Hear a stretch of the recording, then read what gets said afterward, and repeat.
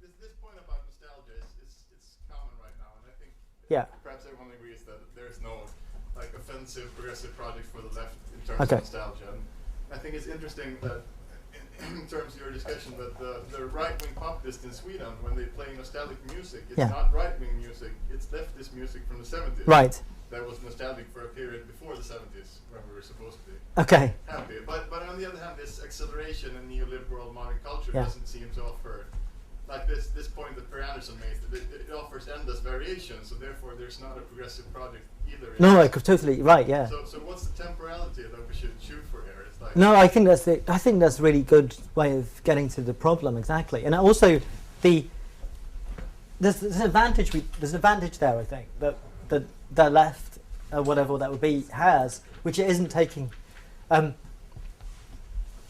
which it isn't aware of, as it were, because I mean, this is partly why I think it's important to bang on about this stuff.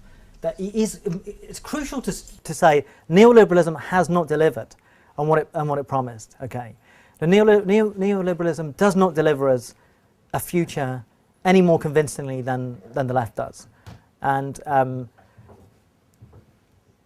you know that's a weakness. That's a weakness. There's a rhetoric. There's a rhetoric and there's a kind of simulation of endless novelty and innovation. But as you say, really what that amounts to is just permutations of the already familiar. In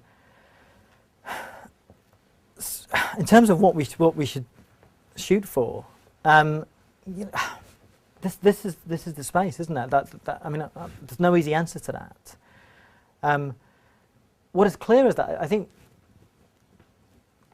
what is clear is that certainly after 2008 with the bank bailouts, the neoliberal right no longer has the grip on modernisation or the notion of the modern that it had before then. It looks defunct, but then everything else is defunct as well. It's a strange situation where every single political ideology is dilapidated and sort of derelicted. But I think that you can learn from neoliberalism in that neoliberalism didn't just start in the 70s, as I'm sure you know. I mean, it started in the 40s, 50s, Hayek or whatever. You know, waited a long time until the moment was right and it could take control. And the other key lesson we can learn from neoliberalism is that the way that the impossible became the inevitable. That's what's interesting about capitalist realism.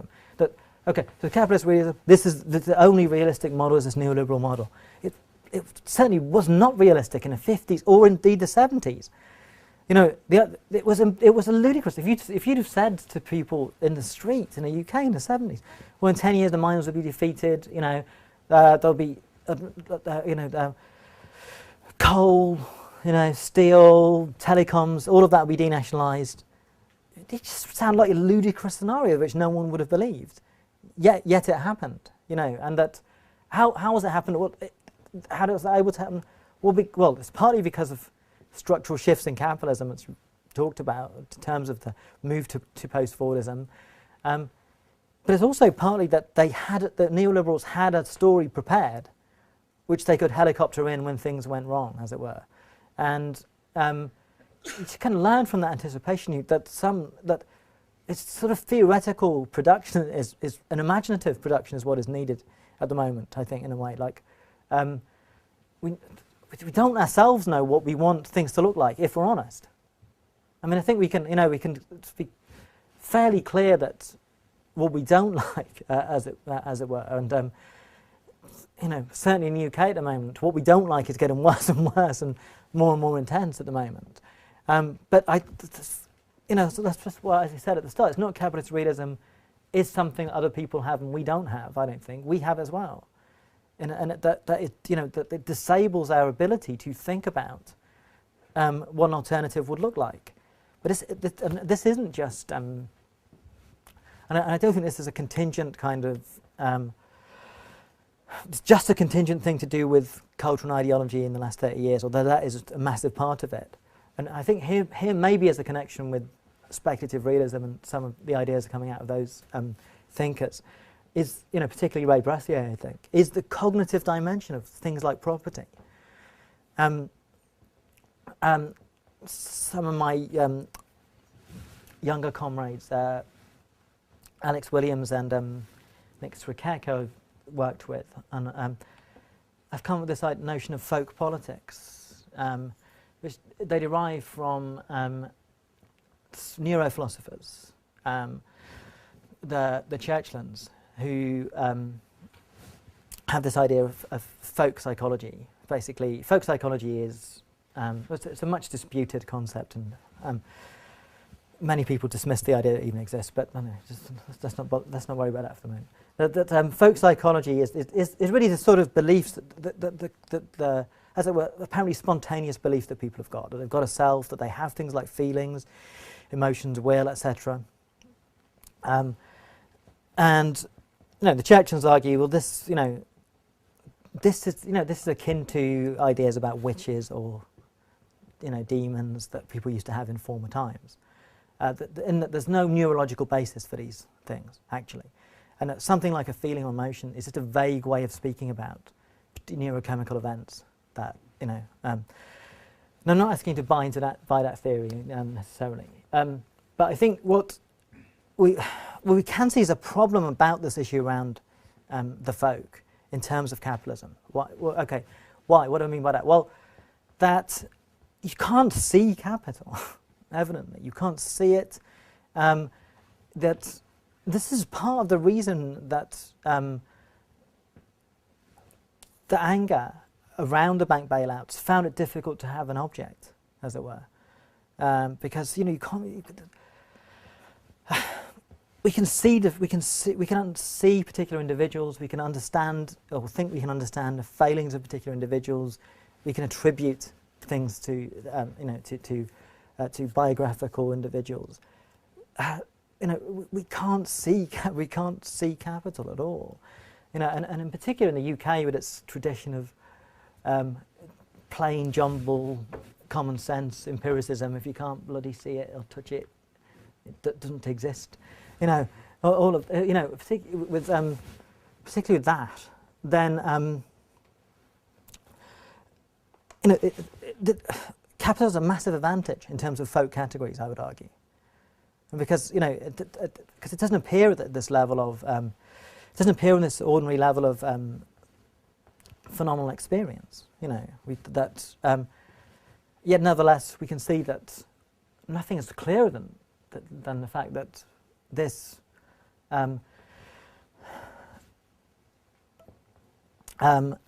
hyper abstract entity, which has no sensual properties whatsoever, was has caused a catastrophe in the world. That this is we sort of we're living this disjunct, aren't we? Where we sort of think, well, in terms of our everyday life, we have a set of categories that make sense or seem to make sense, and that we can operate with.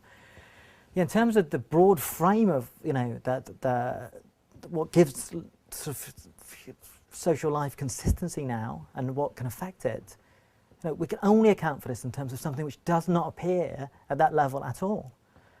Which is capital.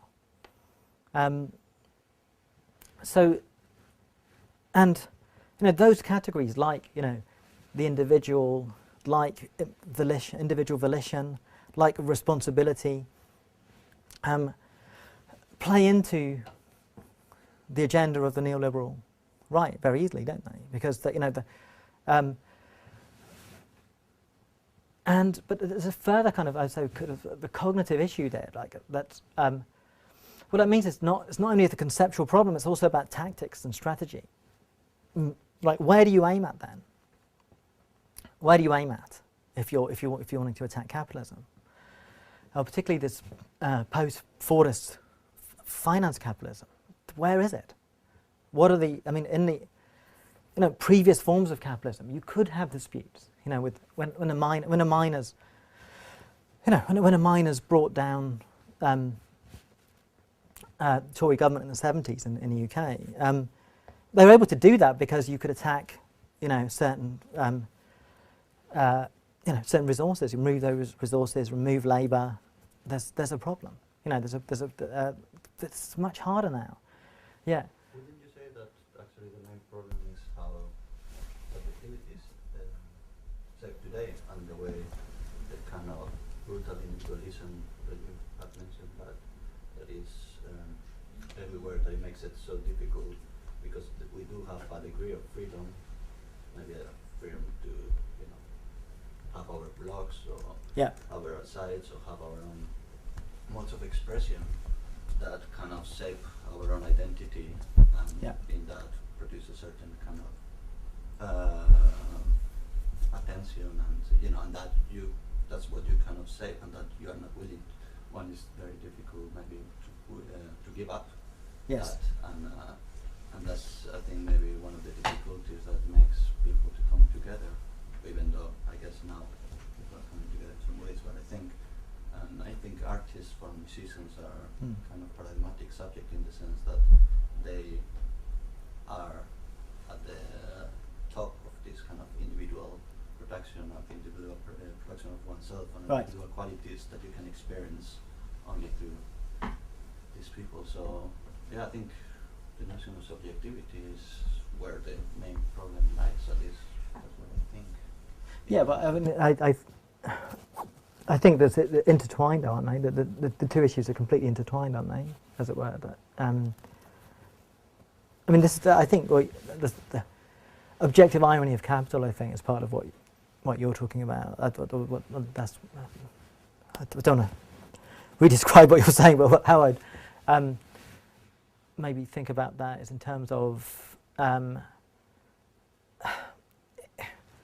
well, what I mean by the objective irony of capital, well, as it were, communism has to propagandize for itself.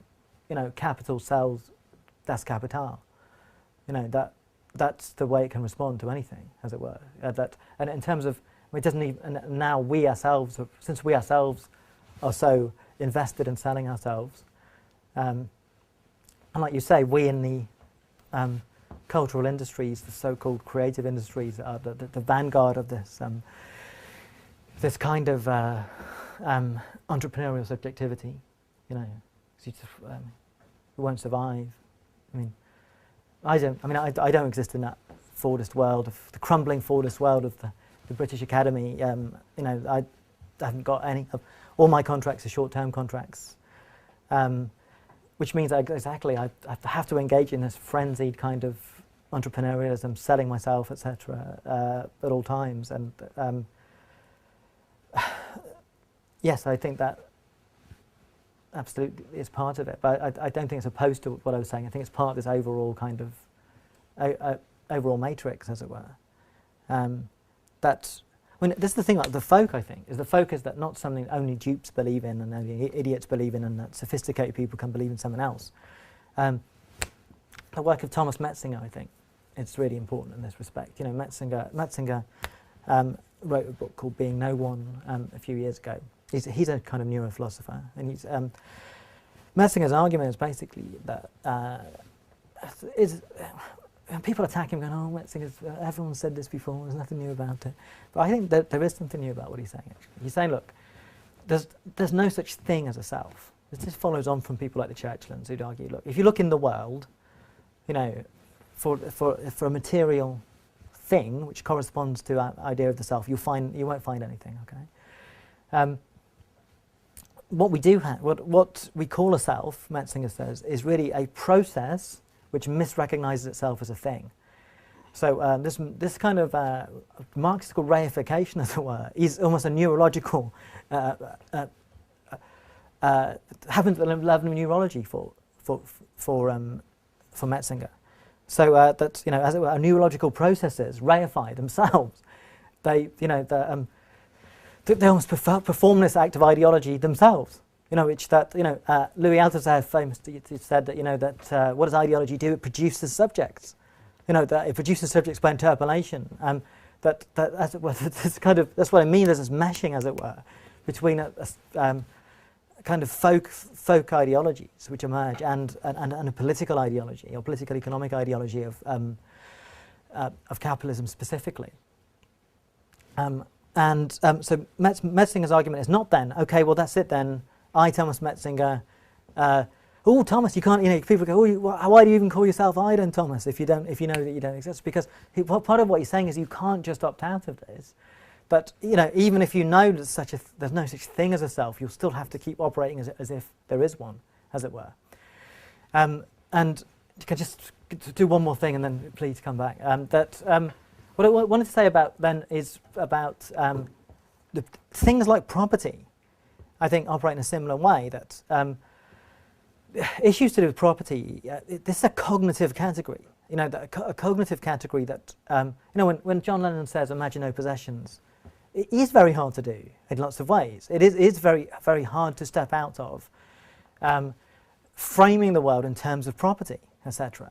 It's like you know, Kant's notion of transcendental categories, the categories which precede experience and which form experience and frame experience. And property is a quasi-transcendental category like that for us. So it's not only that we can't identify an enemy, capital, which we can easily overcome, or which we can personalize or anthropomorphize in such a way as that we can overcome it. It's not only that we've got that problem, it's that also that the structures that we're fighting against are internalized in us. And I think at a deeper level of what you were saying is that, you know, that it's ourselves that are required to be dismantled in a fundamental way. And, you know, this is why Marx was saying, this is the difference, Marx was saying that, you know, the proletariat fundamentally wants to abolish itself. And that's what's different from, you know, other kinds of identity-based politics, which would want to assert certain kind of identities. That, you know, this is about liquidation or elimination. So that, you know, there's this move in philosophy, you know, this movement in philosophy called eliminative materialism, and people like Metzinger and the Churchlands, you know, said to belong to that. What do they mean by eliminative materialism? They mean that what the Churchlands hope for is that in the end we'd get rid of the language of, we get rid of this whole set of categories like emotions, feelings, selves even, and replace it with, for them, an accurate scientific account of what's going on at a neurological level. Now, again, I'm not saying you should buy this, but what I'm saying is that there's at least an analogy with what is required, I think, for a successful communist project or a post-capitalist project. I prefer the term post-capitalist to communist for lots of levels. That will require an eliminative project. We'll have to eliminate categories which are so fundamental to us. And, you know, this is not easy, despite what John Lennon says. You know, that, and again, I think that's, there is also this question of strategy where we're aiming at now because of the distributed nature of capital. As capital becomes more and more ethereal, as it were, less and less based on particular kind of spatial, temporal locations. You know, sorry, do you want to come back in? Of course, I agree, and I think that this concept of individuation or distributed capitalism is an effect of neoliberalism. It's a problem that when we say that neoliberalism doesn't deliver, they just say, well, that's your own fault because you're also one of the capitalists now. So it's and that's a problem with collective pride. That like if you're not successful when it's your own, the bank crisis was as much yours and mine. No, absolutely. But I think that's absolutely correct. And so I think what's happening there is folk economics as well as folk politics, actually. What happens is people feel on an individual level guilty because they have spent too much on their credit cards in their mind. In the UK, they get this idiotic mantra from Cameron, you know, of this, well, you know, if you keep spending money, you have to, you know, at some point you have to pay it back. You know, and this makes sense for people because they have spent a lot of money on their credit cards. Why have they spent a lot of money on their credit cards? Because they're morally decadent, and because they, as I said before, they need to spend the money in order to make up their wages, which are lacking. And secondly, because if they didn't spend the money, the economy would have collapsed. Because, you know, consumer capitalism requires people to be indebted. You know, so the whole category of personal guilt and responsibility is completely irrelevant here, but it is played upon. You know, and that is precisely the case. I did want to mention one other thing, which is when you mentioned that thing about nostalgia for old, right-wing nostalgia for left-wing music. This was happened to Cameron.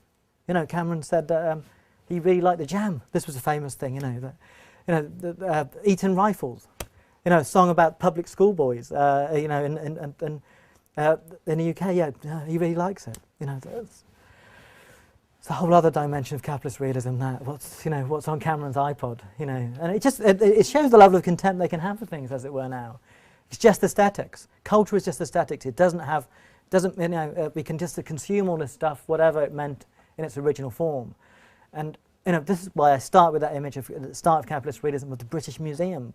So I mean, irony of capital, that capital reduces, you know, removes the ability to believe in things.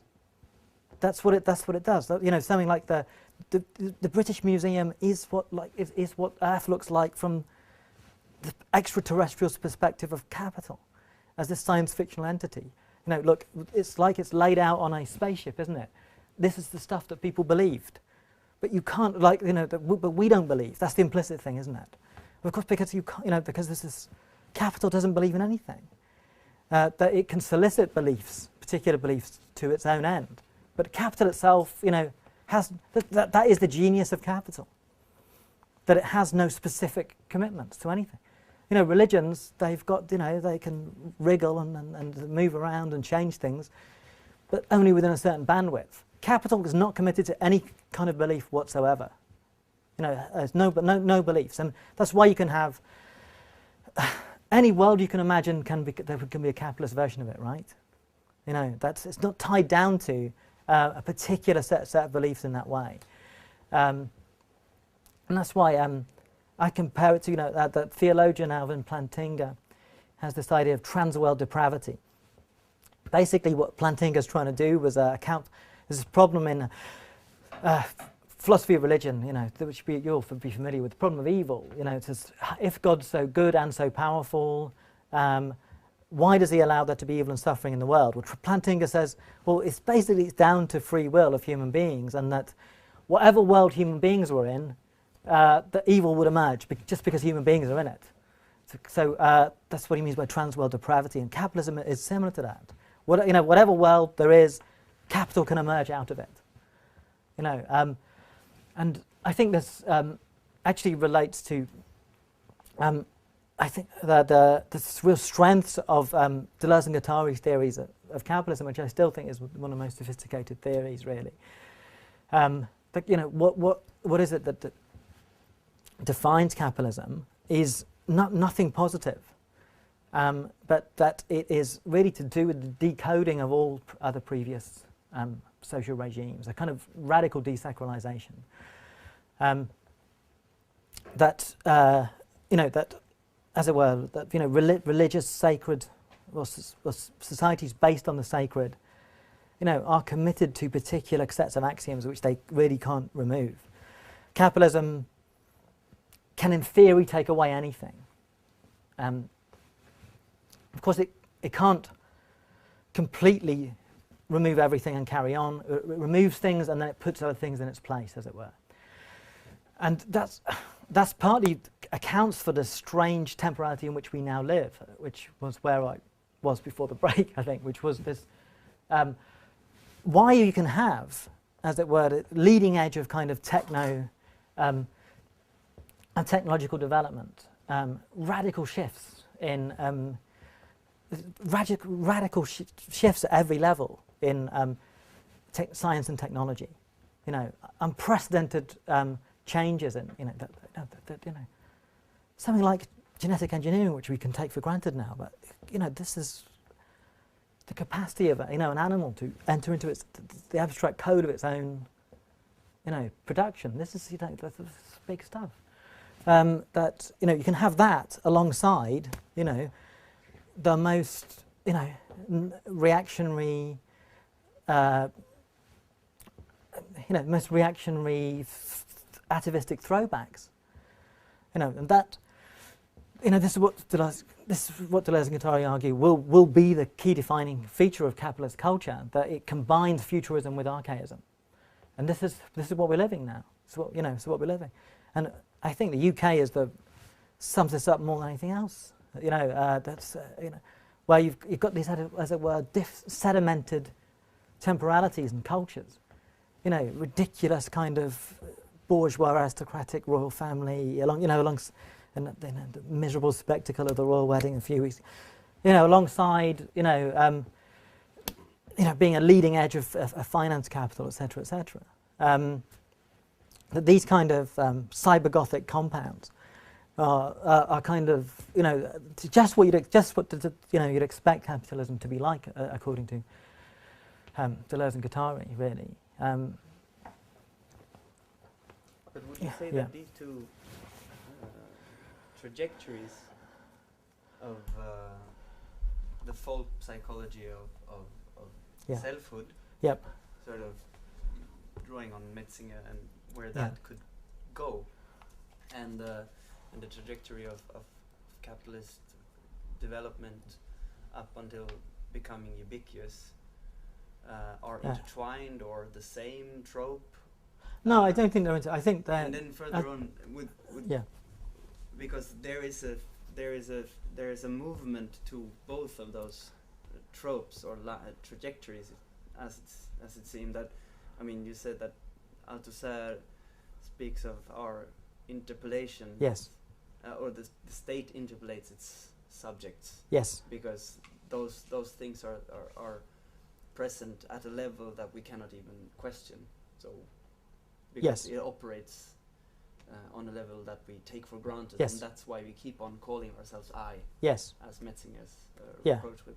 But then, because in Marxist theory and development of theory around capital, I guess it's very strongly, it draws a lot on a teleological idea that, a dictatorship of the proletariat, and then when we have overthrown capitalism, we will no longer be a proletariat because we will be communists. Right. But since we could clearly say that capitalism is based on a false axiom and has nothing to do with truth, or truth even without quote unquote. Yes. Because it's based on the fact that there's endless resources, and that's obviously not true.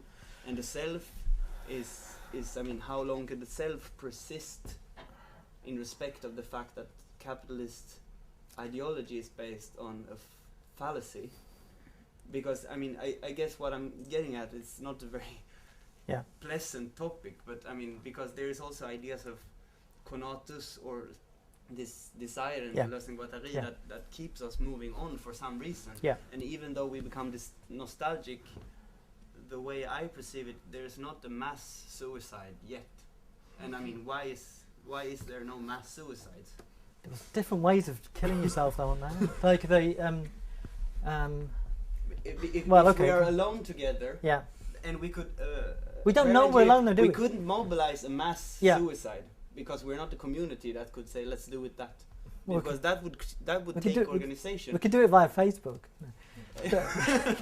but no, okay, that's no. I don't think it's the same thing. I don't think that it's.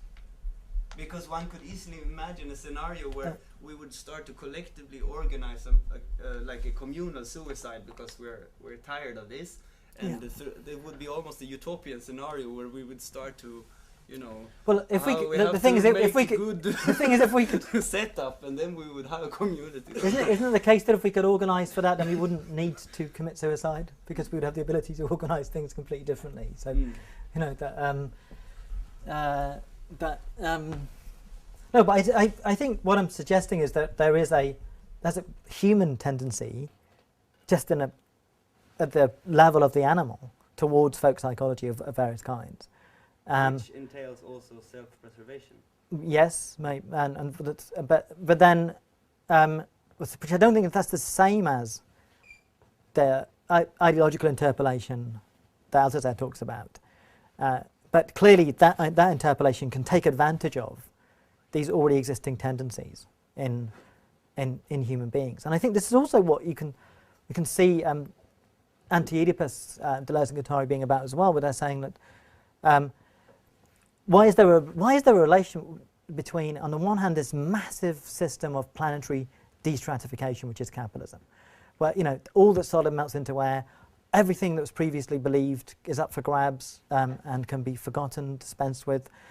How on the one hand have we got that, and on the other hand, this continuing firm belief in the individual? Why do the two things come together? And it's because it seems that because of that residual kind of folk bias, I think, as it were, isn't it? That when you strip everything else away, it can seem as if you're still an individual. That's what's we're still. I mean, isn't this what Descartes says? Isn't this the basis in lots of ways of modern philosophy, as it were? You can strip everything else away, but you're still left with reflexive subjectivity, and that's irreducible. Actually, you can take God away, And I thought of saying it when you spoke about Metzinger, but right. It was too serious, so I refrained. But now you give me a second opportunity. Go on. It's like Metzinger is like the inverse Descartes, saying "I think, therefore I'm not." Right. Yeah. Yes. Exactly. But okay. Hang on. But I would like to disagree about this. It's the individual and it's the capitalism. Because we also have other structures as the nation state, and we have the global corporatives. Yep. And that is also structuring the life, even though we don't like it, and even maybe we would love to have another vision of how to structure it. But even if it's folk psychology or whatever, we need these structures, or we live within them. And it's not only the two, the individual and the capitalism. And no. But I mean, can we separate the nation state from capitalism, though? I mean, like it's. Yeah, well, maybe it's just carrying it out, but still, the nation state is also organizing us as individuals. So it's not as I am a part of the national state either. No, I mean I agree that, and I don't want to say there's only those two actors involved, but I think. Increasingly the nation state is subordinate to capitalism, isn't it? I mean, and that's. Yeah. It can't be effectively. It can't be. But it's also kind of power relation that is not just fluid. It is active in some way. I think nothing is fluid, but nothing is fluid at the local level, as it were. But at the because capitalism has to work with what's already there. But it's about tendency, though, isn't it? A tendency is towards, just take the path of least resistance, won't it? If it can work with stuff that's already there, why get rid of it? But everything can come back under capitalism, but it comes back in its ironic form, doesn't it? That okay, we can have religion back, but no one really believes it anymore. In a sense that the emergence of capitalism as such is the displacement of religion, right? Because before capitalism we had what was the medieval word was theocracy, and so that meant that everything had to be compatible with the church. I mean, that level of authoritarian ideological control has to be got rid of for capitalism to emerge, and so. It's not that you can't. Well, of course, one can believe in religions, but the status of that belief is not the same as it was before capitalism, which has ironized it. Because capitalism said you can only exist. You can only exist now because you're compatible with me, insofar as it's a subject which is not. But sorry. Did you want to come in? Because just that then. So it seems there's nothing to rely on, and that's mainly why yourself is, as an individual, is an escape. And then Metzinger brings this even further and dissolves that. So I wonder on which side he really is in dissolving categories. When politically, you think which side is he on? Yeah. I don't know whether he's. I don't think he's a right winger particularly, but that. I mean, but these are. But I think this is a category needs dissolving for us, as it were. That's I think the power of it, particularly the. The weight that science carries in our culture.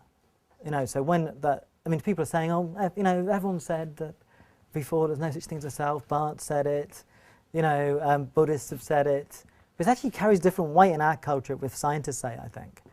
Because science has this ideological power, I think, that makes things different. But I think we needed a range of kind of ideological weapons against this idea of irreducibility of the individual. And I think Metzinger's theory is one of those. Another thing, and since you mentioned that your point about responsibility and it's all down to us, and that's I think it's absolutely how things are operating at the moment is that interpolation. It's why are things gone wrong? It's you, and in a certain sense, that's not false either, because part of the reason we know that there's not a lot of point. We can hang all the bankers that we want. It's not necessarily going to change that much. Because we know it's not the bankers, it's not particular ethical failings of bankers that made the system go wrong. It's not because they were greedy, and we can imagine nice bankers put in their place who just behave in a different way. And we know systemic tendencies of banking, of the nature of a bank and its relation to that produced this crisis, not particular individuals. So I think we shift responsibility off them as much as off ourselves, actually, in this situation, which isn't to deny that business interests have an agenda which they do pursue in a quasi-conspiratorial manner. That's certainly true, but it's that let's come back to this problem of protest and effective strategy. This is the problem for me about the anti-capitalist protests, is that who are you petitioning here? So we go around the streets. We've got a carnival atmosphere. It's going really well. It's going really. Lots of people are joining in. It's like the Pied Piper of Hamelin. More and more folk are coming into the street. And going, yes, capitalism really, really bad. Okay, then we go up to the G20 and the G20 go. Okay, the game's up. Right, that's it. We agree. You've made enough noise, and actually, we want to join your party. The capitalism is miserable. And sorry. Then what? Do you know what I mean? Even then what? I mean, it's not that then the problems start, right? You see, people can't voluntarily get rid of capitalism, because if it's about organisational structures, isn't it? And so it's about transcendental structures and getting rid of those. So I mean, the other side of ideology for Althusser is ritual. I mean, basically for Althusser, I think.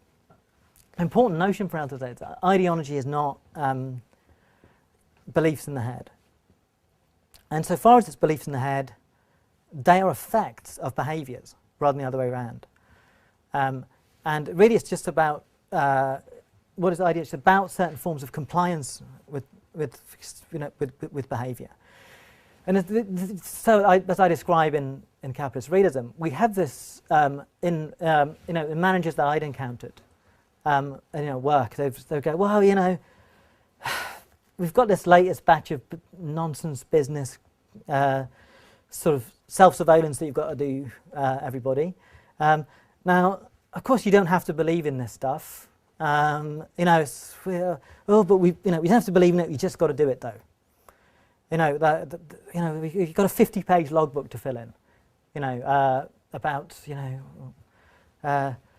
as part of your continuing personal development, that ominous phrase.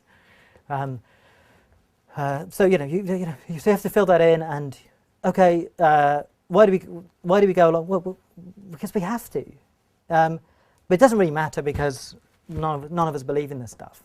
Well, I think this is the strength of one of the strengths of Zizek's analysis is to really draw attention to the way in which it does really matter. It does matter. That it matters more what we do, how we behave, and ritualistic compliance than what we believe in our heads. Because why have we got a sense that that really we can't fight business interests anymore? That no matter how much we might deplore them, nevertheless their encroachment into all areas of culture, public services, and the psyche is inevitable. Why? Because we've mouthed this language. We've mouthed it, we've complied with it. You know, we've used this, we use this language, we behave as if it is, you know, it is true. And actually, the Altazad's points are borne out, I think, by studies of depression and etc., which are them. And actually, Altazad takes this from Pascal, and Pascal's dictum of kneel and you will believe. In other words, first of all, you perform the rituals; afterwards, you'll believe in it. And this is, you know, when you're dealing with severely depressed people, they're not amenable to anything. You certainly can't talk to them. What you can do to get them out of that state is make them act as if what they're doing mattered. They don't think it matters. Oh, there's no point. There's absolutely, you know, what's the point? You know, I'm just worthless. And even if it wasn't worthless, there's absolutely no point doing anything anyway. Whatever. But then if you make them go through the motions of doing things, that's possibly the only way you can get them out of that state, really. And you know, I think it's sort of that you know, we are that depressed person now, actually, in lots of ways. But the whole point of this preamble was that what we need is not just ideology critique, but new ideological rituals, as it were. I mean, since what is our language to counter their language? You know, what kind of behaviours can we impose that counter the ones that are in place already?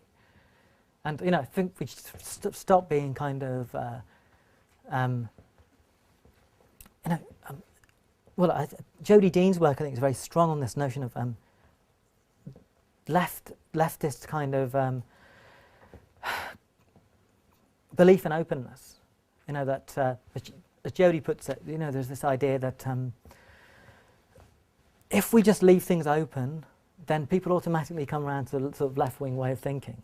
You know, she says the right wing don't believe this, particularly in the US. The right wing take advantage of democratic openness in order to propagate their agenda and to propagate in a dogmatic way.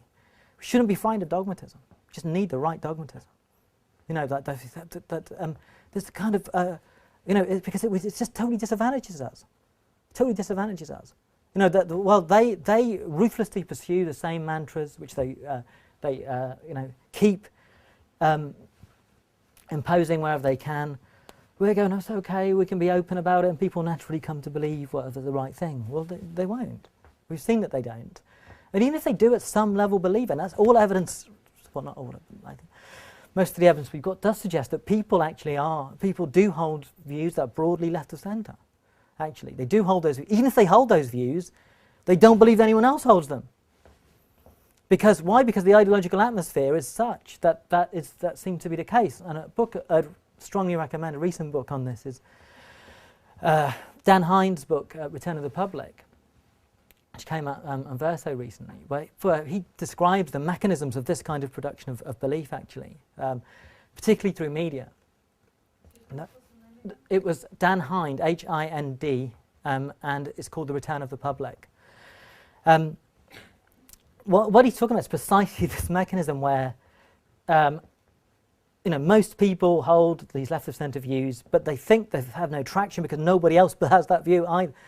And how does this work? Well, not just by direct manipulation of public opinion, but it's by manipulation of the representation of public opinion.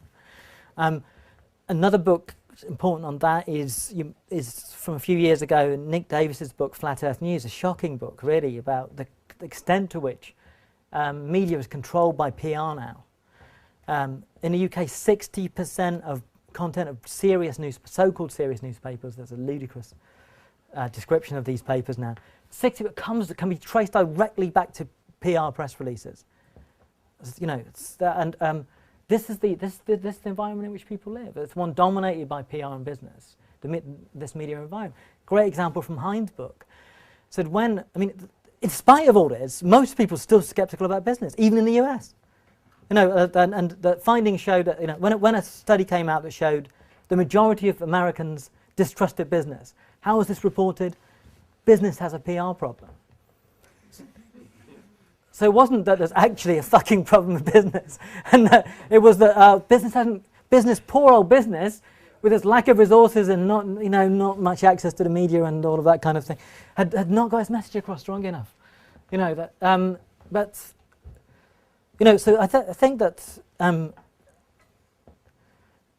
we can learn the lessons of neoliberalism. How did it work? Well, it didn't believe in openness of people. It believed in dogmatism, dogmatic kind of repetition, and it succeeded in pushing that. It's the most successful Leninist project in the history of the world. Where it's, cadres of think tanks, small cadre, elitist think tanks, were capable of disseminating this ideology across the world. Now, of course, you can say, well, there's asymmetry there. They've got, interests of the wealthy and on their side. Well, okay, but we've got a majority of, Earth on our side. So, swings and roundabouts. But I mean, the struggle over media, in other words, is crucial, and the struggle over, being able to formulate a new orthodoxy, a counter-orthodoxy to neoliberal orthodoxy. The belief that somehow just disappear of itself, that'll never happen. How do we kill this zombie of neoliberalism? Only by a counter-orthodoxy, I think, that can be propagated through media, partly. Yeah. There's a thing about the zombie that you mentioned in this ritual repetition. I mean, which of course potentially has the effect that you can't have in just trying to convince through an argument what you're saying, right? Yes. That you would have, but that also creates this sort of zombie behavior to according to a better orthodoxy for sure, but nevertheless. But I believe Althusser, you can't step outside ideology insofar as you. I mean, this is also, I think, the point of Metzinger in some ways. Is you can't step out of, as it were, delusional beliefs in a certain way. The question is that, in a way, one can only step outside them and not in life. Insofar as you're a living being, then you're inside ideology. And the question is, which one are you in? And as Althusser says, it's science has no ideology. But science is science has no subject, but that gives you analytic purchase, as it were, on things, science. But it doesn't tell you how to live, as it were. As soon as you're living, that's living subject again, or living being. Let's not say subjects, it's begging the question of whether we can, have an ideology where there aren't subjects at all. And I think we shouldn't beg that question. But I think he's right in that. And the question is then, okay, which ideology is it to be? Sure, but I think that the repetition sort of empties out the potential meaning that you were actually looking for. We don't want meaning, though. I don't really want meaning. We just want. I mean, seriously, I just think we want. We just want things to work better, and in a way that sort of politics would, in a way, recede into the background in a good way, in a way it does for neoliberals. So then we could get on with doing the other stuff in life that we want to do, where but I think it has to be autonomic on that level in order to work. It's overinvestment in that kind of meaningfulness, I think, on our side. Yeah, Martin. Yeah, it's very interesting because I guess my question is very simply: do you think, because I mean, Race Brazil project is kind of nihilism as a way of understanding a world that it doesn't have any meaning in itself. Yeah. Do you think it's possible to draw from this conclusion a political perspective in which might be, bringing back this kind of very negative, or what is now supposed to be negative, perspectives on the world, or what are our role here? Like, do you think we can, basically produce some politics out of this? I'm working on it. I don't know if there's a direct relation. I think there's some of the things that Ray's interested in. I think, such as Metzinger, as I said, I think there is a relation. I think to politics. In some ways, is doing the work that Marx did with the commodity form. It's just right. Okay. Looking through what it appears to be. Right. Okay. Yeah. Dismantling. Right. Yeah. And this is what we need. It's like not something that is based on a set of beliefs, or that we live our life according to certain beliefs that they are folk, as we're talking about it, that they're very yeah, I think that dimension that's the way I'm going with race themes. Is this? It's not me, it's just me. It's also, as I say, there's a couple of other younger theorists, Alex Williams and Nick Strikek, are writing a little book called Folk Politics at the moment, where they're trying to use these ideas which they've got from Ray ultimately. But it's not only Ray; it's also Jameson, and Jameson's essay Cognitive Mapping, which is very good. It's online. Just about it is about this issue of it's partly an aesthetic problem for Jameson, which is how do we produce an image of capitalism that, because since it is this abstract global process, there's a paucity of imagery there which we can call upon in order to produce any kind of sense of what it is. Alberto Toscano has done work on The Wire, as being an attempt at cognitive mapping. The TV series The Wire, and it's actually, if you want to get close to what,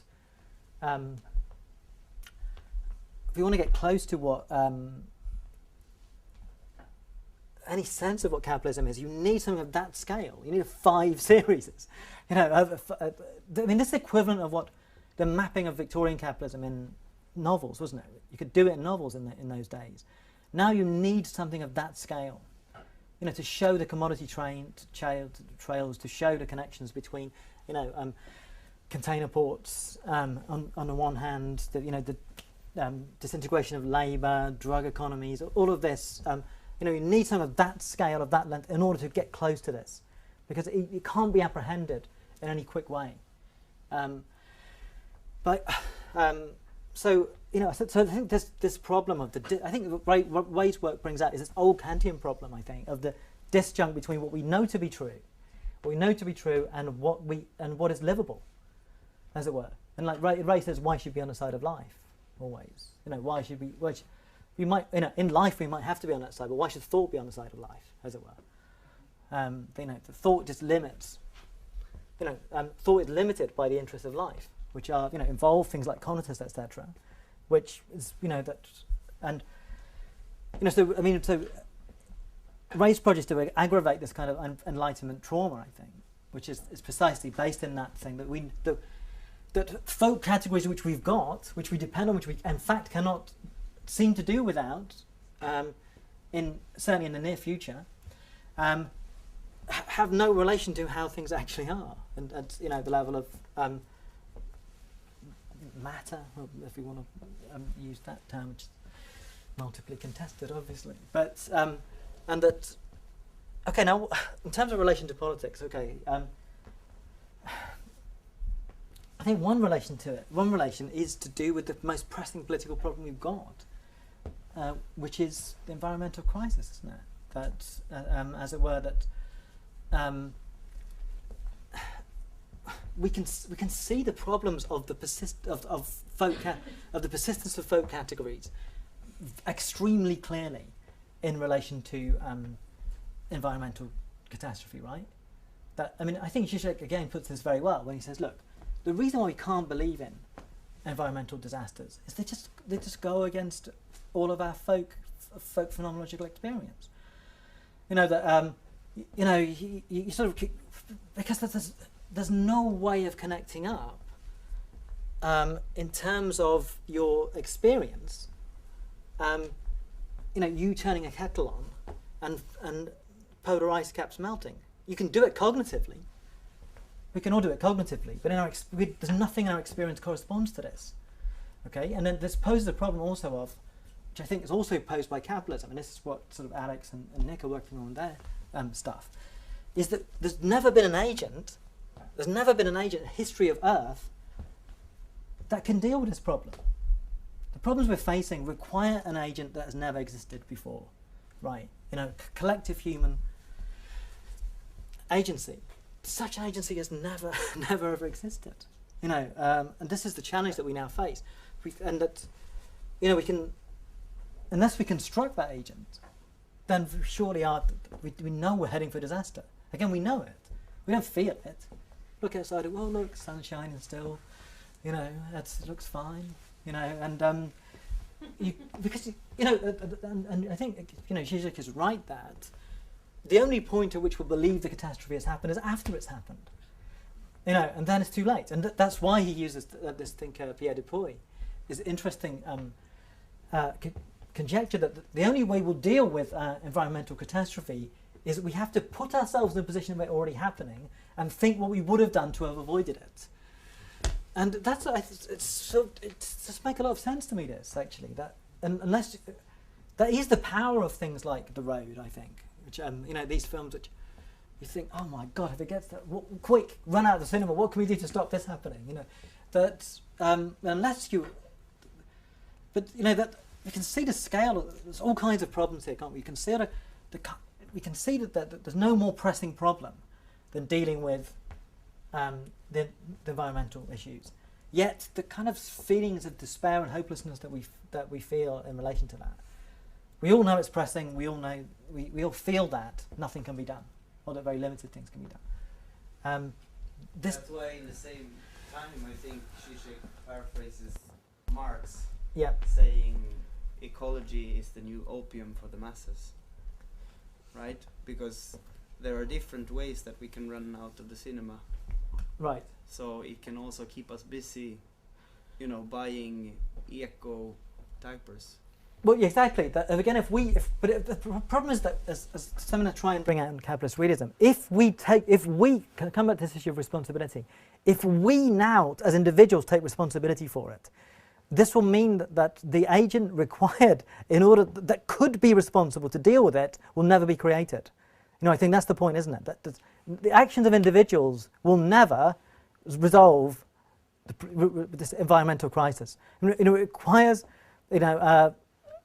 collective human agency to be asserted, and so no one is responsible for it, and that because there isn't an agent that could do anything about it yet. We're only responsible for it insofar as we haven't created that agent, not directly responsible now in terms of, you know, as I mentioned in the book, I mean, this whole agenda of recycling is really so that corporate problems become our responsibility. You know, that, yeah.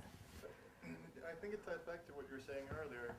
The reason we're nostalgic about Fordist capitalism, or that we say it's the same financial capitalism as it used to be, is that we're not nostalgic about Fordist capitalism per se because it was miserable. We're nostalgic for a time when we had collective passion. Yes. And the thing is that we knew what produced that collective passion. It was the factory and the Communist Party. Right. And for whatever problems they had, they did that. They produced a collective agent. And what is the machine? We know what the neoliberal machine is. It's owning your house, and it's... And what is the machine that is capable of producing a collectivity that can relate to this? Yeah, exactly. This is, if you have all the key questions. Yeah, right. That is it, isn't it? That well, hold on. I just wanted to pick up something you initially said. What did you first say? Sorry, I'm just. What did you?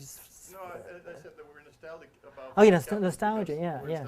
That's. I mean, so what you were saying there is sort of my answer to this question about the sort of meaning, etc. You know, that you posed. That actually, in a way, like, you know, these sort of boring things, the certain kind of boring institutions or whatever, were preconditions for other interesting stuff to happen, I think, in life. So that's what we need in place. It's these something that is taken for granted, in that sense, boring, that, you know, but that allows us to do other stuff.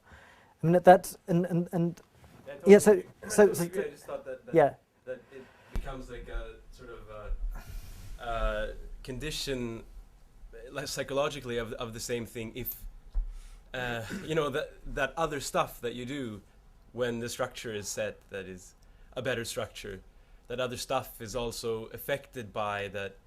You have. Yeah, I see what you mean. I mean, yeah, I mean, but it doesn't sort of have to be that way. And I think that's I think that's right about why there's something in Fordism to be learned from.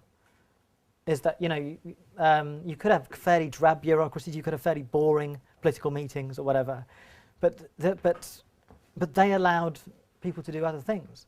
And I think what I was going to get onto today, but it's still on the first slide, but good. We can do this tomorrow. It doesn't, whatever. It doesn't matter. But that we have no time to do anything now, and I think that's what Berardi's works brings out really strongly. That it's not work invades everything, but it's worse than that even. Is that work commandeers libido in this disturbing way. That okay. Do you want to stop now, then? No, you finish your. Okay. So what is their excuse for endlessly checking our emails? Oh, well, it's work, and also this ruthless entrepreneurial spirit. Like, there might be some offer come in here that I'll miss if I don't check it this second. So this fusion of libido and work, this endless superego demand that we keep doing this. There's a horrible synergy, isn't it, that we're now living in, where it's like the autonomous vision of freedom from bosses and bureaucrats. An infernal inversion of that, isn't it? Where we're never free of work ever, or the situationist dream of enchantment of everyday life. It's like the infernal inversion of that, where that libido is everyday life is saturated with libido, but libido that makes us miserable, and we don't even particularly notice how miserable we are until we reflect on it. Okay.